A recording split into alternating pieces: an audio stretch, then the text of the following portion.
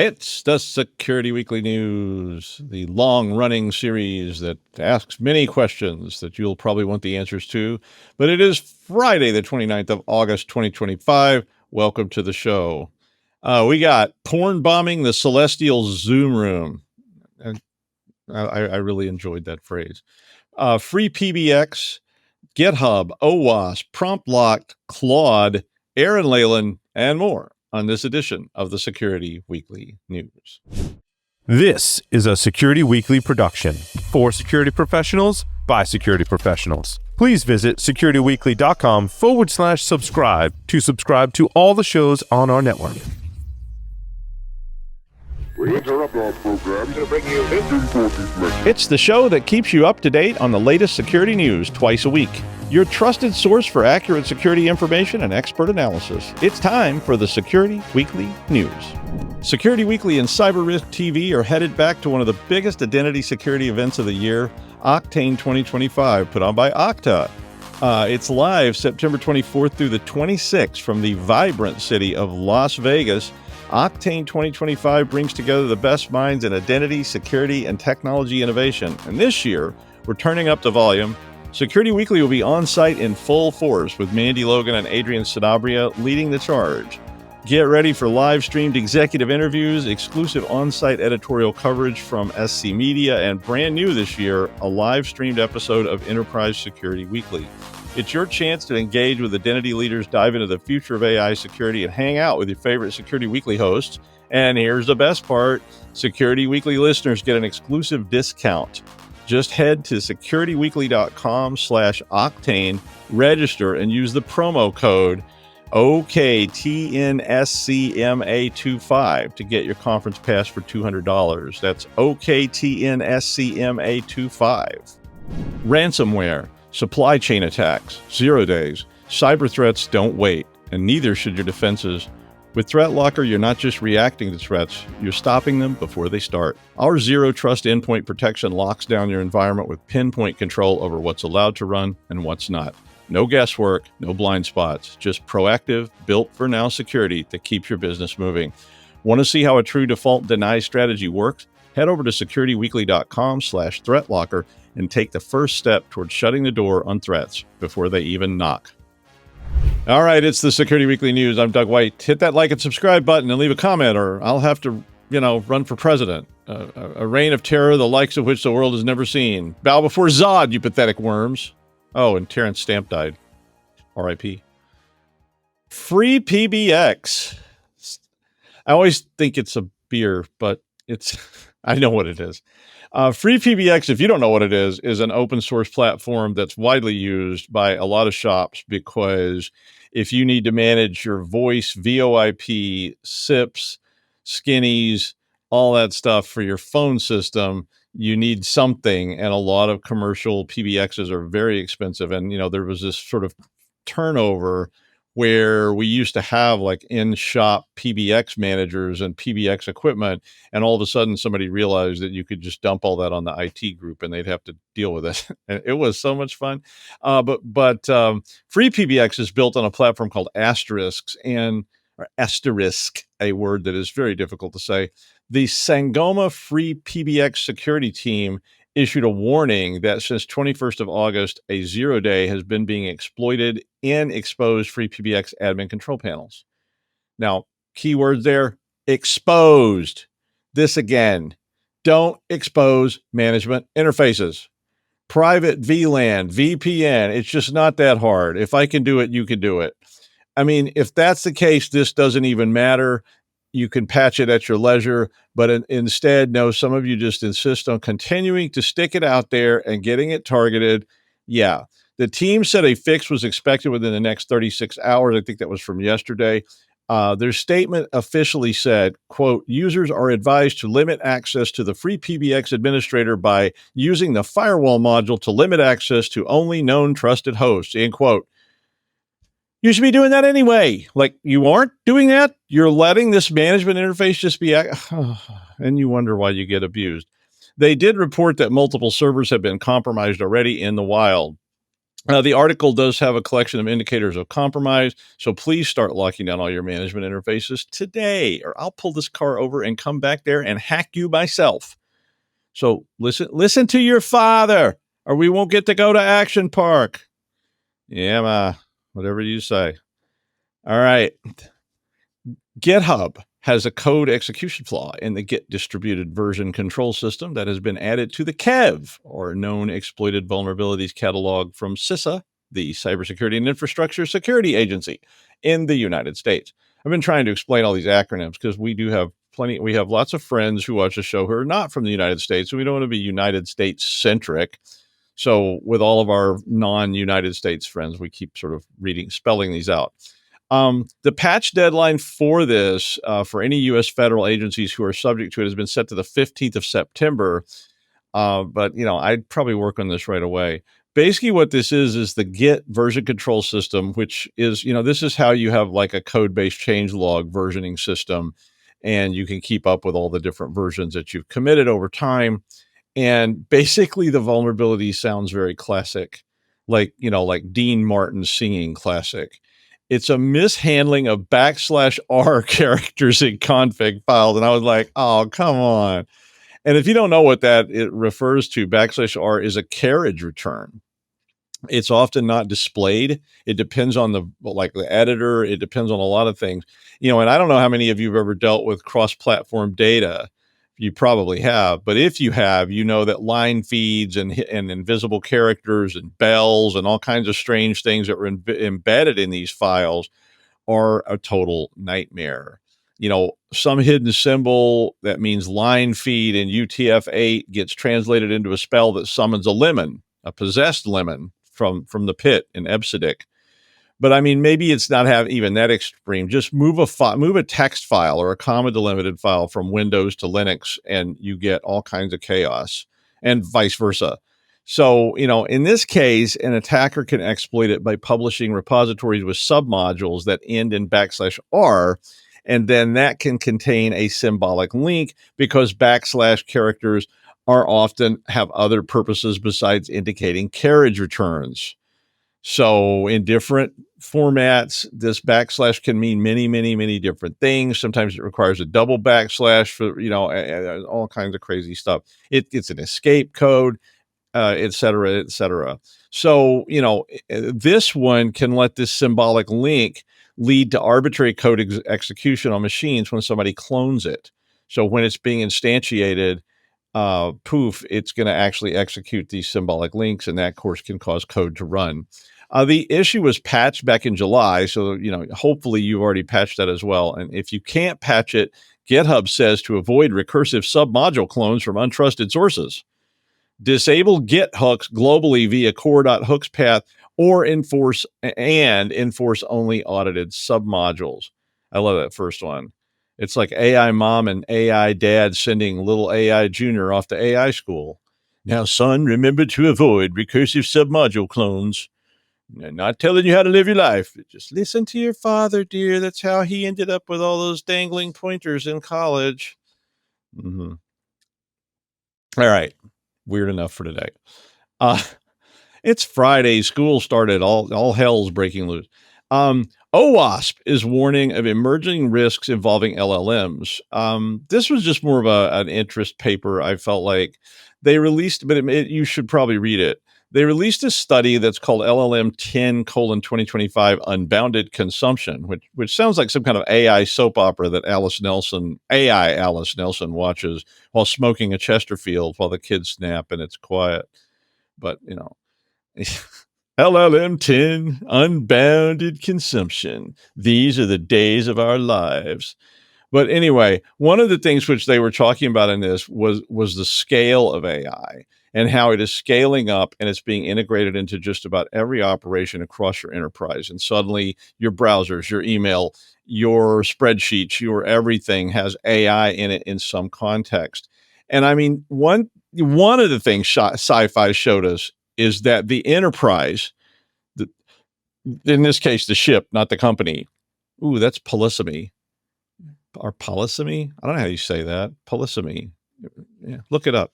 But if the ship's computer module gets possessed by Cenobites and won't cooperate with Riker's holodeck request to visit the Temple of Squirm. Well, the whole place shuts down, right? They can't fire the phasers, they can't turn on the force fields, they can't do anything. Hal. If Hal won't open the pod bay doors and turns off the air, well, that's it for you then. And that's that scale, right? And sci-fi has endless examples of computing dependency where everything is on the road to being lost when something that infiltrates everything shuts down. Not to mention what happens when somebody intentionally attacks the AI. So, they were mostly talking about scripted prompt type attacks. They had a whole list of different attacks. But basically, if you took scripted prompt attacks with bots, they could literally just run up your AWS bill until you go bankrupt. Kind of like giving your PhD advisor's credit card to a cab driver and telling him to wait with the meter running. Could be 8 hours or so. Yeah, sorry, Paul. But they called this kind of attack a denial of wallet, which I have thought about myself. We were talking about this at school because we were considering, trying to have AWS systems for students. And we're like, what if the student just decides, hey, I'm going to run this thing full on for days on end and you're going to get the bill? Yeah. Or maybe they just make the AI so overwhelmed that Flappy, the happy HR bot, can't answer questions. And we all have to wait to see if we're suspended with pay or without pay. Basically this report is talking about threat vectors and mitigation strategies because, have you thought about what happens when your Majel or your Hal gets really slow or stops altogether because the Temple of Squirm overheated the entire subspace memory array in 5 dimensions and nobody can do anything? We've all been at the airport when they were going, oh, I'm really sorry, the computers are kind of slow today. Let me check it. I was always like, what are they typing? Those systems really have rough user interfaces. Megan Tissinger's story is called How Not to Handle a Cyber Attack. I liked it. And I thought I would share it with you as well. Now, every 11 seconds or so, somebody is hit with a cyber attack. You'll get hit too. Even if you're just the mini computer manager for Sid's Interborough Car Wash and Knish stand, you're probably going to get hit at some point these days. In 2024, 3,200 data breaches were publicly reported just in the United States. And that's just publicly. Who knows how many actually went on? Over 353 million people had their data compromised in 2024 in breaches that were reported, let alone who knows how many were not reported. So you will get hit. So according to this article, some of the worst outcomes that they documented, and they went through and they documented a whole bunch of different, well-known cases where the company just did the wrong thing. It wasn't really, scientific analysis, but it's pretty interesting to think about. Some of the worst outcomes that they listed that resulted from mishandling were listed as follows. Number one, I don't think they were ranked, but downplaying the impact. Nothing happened. 2 was the blame game, like those IT, that kind of thing. Or, it was a third party. Number 3, I like this one, sending lawyers to assuage the public by saying nothing in vast amounts of legalese. Yeah, that you can pretty much guarantee that's going to be ugly. Number 4, failing to have prepped a response and trained on it. So this, of course, meant, chaos ensues. Number 5, trying to use vast amounts of jargon to confuse the public or deflect the issue. And number 6, lying that it didn't happen. I actually sort of just, I translated that one. Lying that it didn't happen. These are examples of why, things you should not do in these circumstances. You really need to build a plan right now, not while the breach has started or while your systems are down. And you need to train and test that plan all the time. What are the steps? Who's involved? Who do we contact and when and how? And what happens if we can't reach them? If everything hinges on Steve, the CISO, and Steve, the CISO, went on a golfing junket in Bermuda and is not answering the phone and nobody can open the door, you got a big problem. And that's where you end up with this kind of stuff. I mean, if you don't do these things, you're going to end up, you'll be the one with your CEO standing outside the Waldorf Astoria saying things like, no sensitive data accessed in who's it or whatever. And if there was any data accessed, it is now contained. And if any was lost, which it wasn't, it's of no consequence. And those bastards down in IT are going to feel the pain for this, I assure you. Now I've got to get back to my $250,000 a plate fundraiser for billionaires who slipped out of the 3 comma zone. I mean, so it's an interesting article, and I hope it would make you think a little bit about what is our plan. What do we do when the world is burning? And I used to do, develop exercises for people to test this kind of stuff. And I was always shocked that people had absolutely no idea what to do. Usually, if one single thing went wrong, they would have a list if they had anything, and they would be like, call Chet. And, and you're like, well, okay, call Chet. And they're like, oh, okay, I'm calling Chet. I'm like, no, I mean, actually call Chet. And they're like, oh, does anyone have Chet's number? And somebody goes, oh, Bob, Chet retired 4 years ago. And they're like, oh, who replaced Chet? And they're like, oh, we didn't fill that position. So who do we call? And, and I mean, the whole thing just falls apart right there. So I know you're not like that, but you still need to test your plan and make sure that it works. Okay, so here we go. ESET said that a new AI-powered malware is the first ransomware family to rely on AI. Oh boy. They named it Promptlock, and it's written in Golang, and it basically relies on OpenAI GPT OSS :20B, which is one that you can use without any built-in restrictions. So that's the one that'll tell you how to cook meth. But not really, I don't think, but I don't know. I haven't tried it, but apparently it is only a proof of concept so far. They said they found it, they saw it, they saw it being tested and so forth, but it appears that it has all the functionality of traditional ransomware. They did say that the malware relies on hard-coded prompts to generate Lua scripts on the fly. And the scripts can do things like file system enumeration, file inspection, data exfiltration, and encryption as needed based on the AI. They had Windows and Linux variation, and they're using spec 128-bit for encryption. For the ransomware to run, however, Olama needs to be running on the victim system. Now, if you don't know what Olama is, it's an API that allows you to run LLMs locally. So that means that you can build LLM models into your locally operating software and use the power of that. So Terminator soon? Yeah, probably.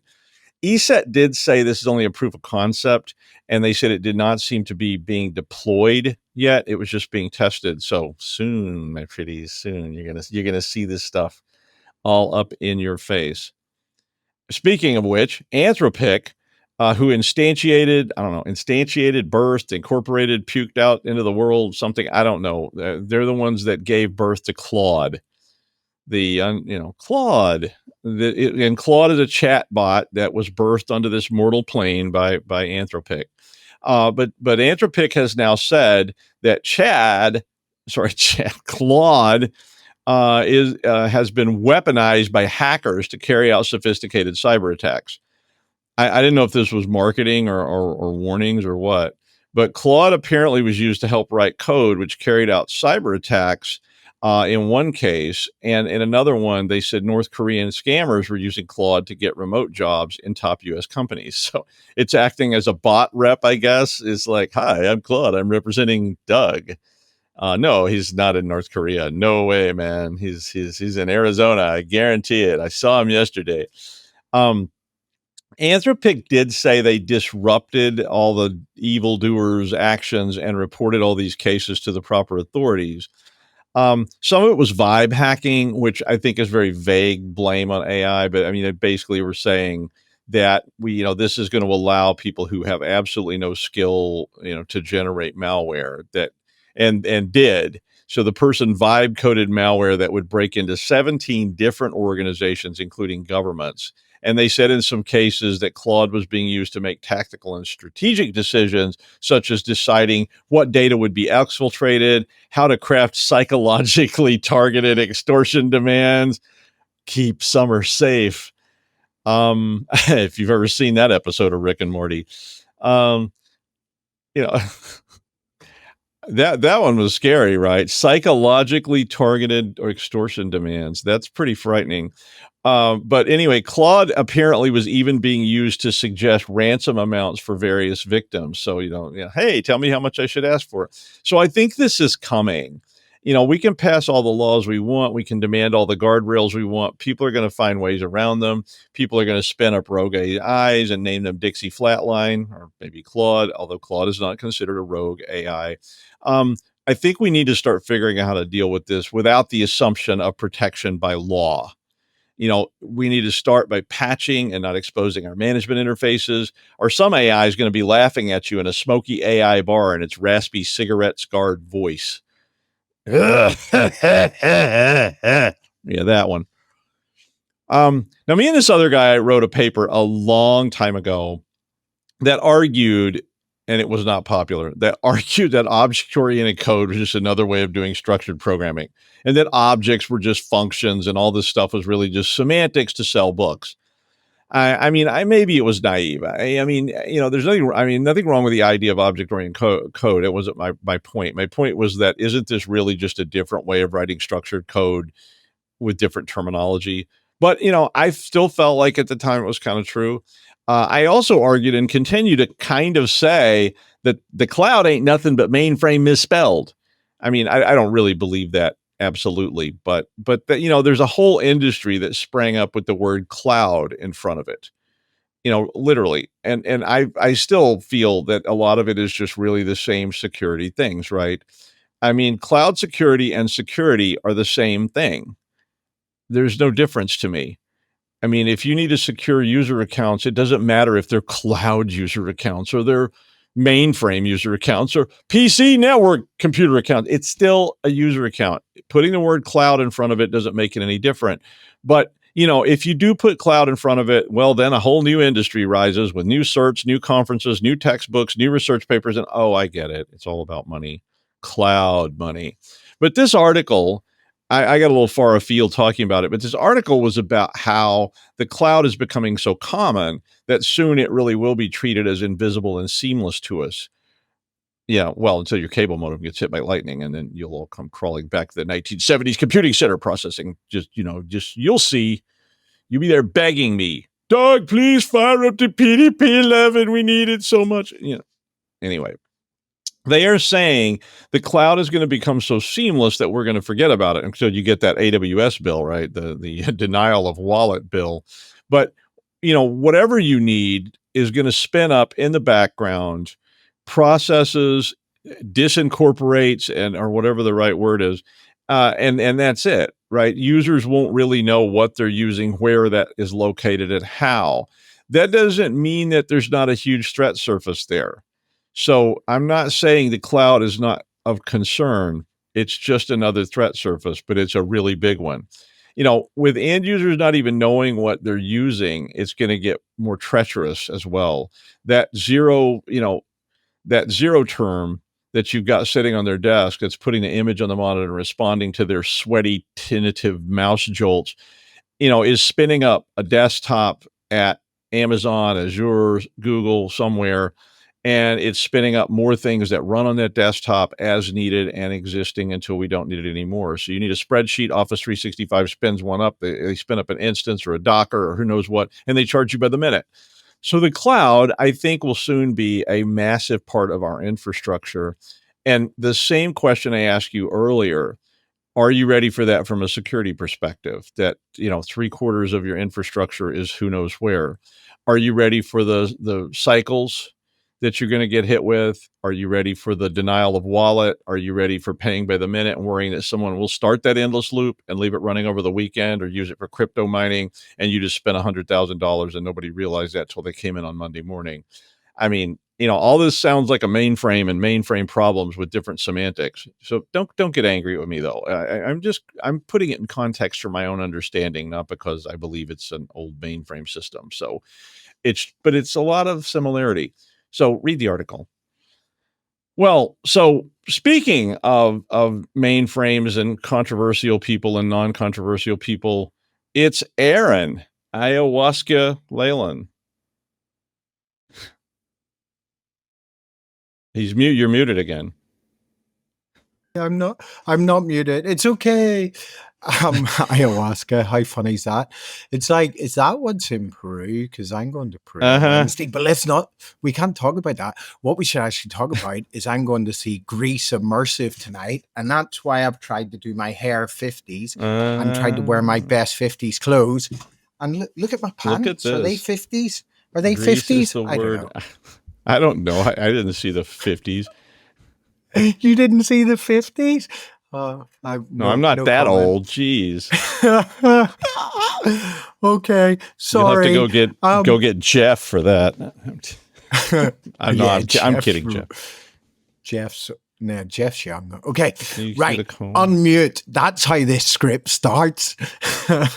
Okay, today I have affiliates flock to soulless scam gambling machine, and we've got Brian Krebs to thank for this. Thank you, Brian. Okay, so the headline: not dramatic, accurate. We're looking, surprise, surprise, at Russian-backed affiliate program called Gambler Panel that openly earns the title or calls themselves soulless. Not spin. It proclaims itself made for profit, enabling dozens, maybe hundreds of polished crypto wagering sites to flood the market, luring people with fake $2,500 bonus codes. Hey, if it looks too good to be true, it is, right? And then obviously vanishing with deposits. Okay, what's disturbing here isn't volume, it's brazenness and reflexivity. As we know, most scams lurk in the shadows. Yeah, I like to lurk in the shadows. This one just flaunts it amorally. So the Gambler Panel affiliate model lets anyone push slick ad designs claiming celebrity partnerships, promo codes, free credits, click deposits, and then funds in crypto wallets just evaporate. Oh, it's such a nightmare, and it's the Wild West in Crypto Valley. So the iGaming world has long been gravitating towards affiliate decay. Affiliates, it's all about affiliates. Gambling affiliates control a huge share of traffic and new signups. Controls are thin, detection is reactive, and fraud is rampant. Affiliates drive that unsavory blend of anonymity, velocity. Why write words you can't say? High commission. And obviously regulators don't move fast enough, fast as a North Sea oil tanker turning around in it. This case is different in scale and tone. Instead of hijacked commissions, bots or fake leads, this is full-blown theft. Duplicitous, I can say that one. Front end, siphoning crypto. Synthetic leads are child's play compared to just outright theft. The pattern echoes classic affiliate scam hallmarks, unrealistic promises. Oh no, work with celebrities and earn $2,500 credit. Look, just opaque operations, bait and switch, sharpened into wire fraud. So operators behind Gambler Panel aren't worried about detection yet. And obviously, why would they? Without a jurisdiction or physical footprint, weaponizing crypto deposits is low risk and high reward. Scam sites sprout up and vanish quicker, faster, speedier than regulators can track. They're supply side malware in gambling's affiliate economy. And look, this is where their mechanics really matter, the laundering chain. And this is what it's all built around and why it works probably. The flow is simple but effective. Deposits land in disposable wallets spun up by the scam site. Those get consolidated into larger crypto holding addresses, often in privacy-focused coins like good old Monero via automated mixers. From there, funds getting put in the tumbler across centralized exchange with weak know your customer KYC to friends. Think offshore shops in Curacao, Armenia, parts of the Gulf. And then what makes it resilient, this is really cool actually, is that they've thought about this, is the layering. Affiliates aren't paid directly from the victims' wallets. Instead, they receive their cut downstream from laundered flows, typically via USDT. Has anybody got any of that? Which obviously sits on Tron or BEP20. So that means even if the victim's wallet is traced, the affiliate payout looks like a normal crypto commission. The laundering pipeline isn't improvised, it's a service. Affiliates plug in without touching any dirty walls, which keeps the ecosystem stable and lets gambler panels scale without constant operational burnouts. So what's missing from most conversations, but fundamental here, is the strategic vector. Crypto removes friction from both execution and disappearance. You don't just click a link, cash lands, disappears, no dispute, no trail. It's like the business model just rely on this invisibility cloak that they get through the crypto ecosystem.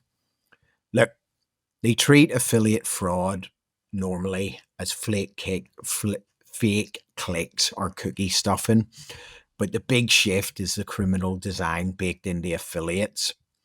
And affiliates, but not affiliates in an ethical sense, of course not. They're just distribution nodes for extraction. Look, is this a detection gap? Is it a business model? What can defenders do? Look, if it's too good to be true, it is. If it's saying it's soulless for profit and offers celebrity tie-ins, it's not just quirky, funny marketing, it's red flags. Secondly, gaming operators, ad platforms, payment processors use sentiment agnostic flagging, high velocity of new affiliates, quick site turner, executive bonus claims tied in with crypto forms. You need to shut that all down. It's just like total bad stuff. There is an element here, and it's not popular, that maybe we should demand more screening of crypto transactions. Don't shout at me. But regulators and platforms need to learn harder here. Persistent shark affiliates require persistent fiction, not just after the fraud. This is technical sophistication, business model innovation, affiliates that have moved from marketing partners to predatory enablers. It is really, really bad stuff. There's wedges being driven into the market. It trivializes trust, normalizes crypto theft. It's like, it's just spreading everywhere. It's all over the place. It's soulless. But before the money disappears, we probably need to do something, or we're just going to be sweeping up after it.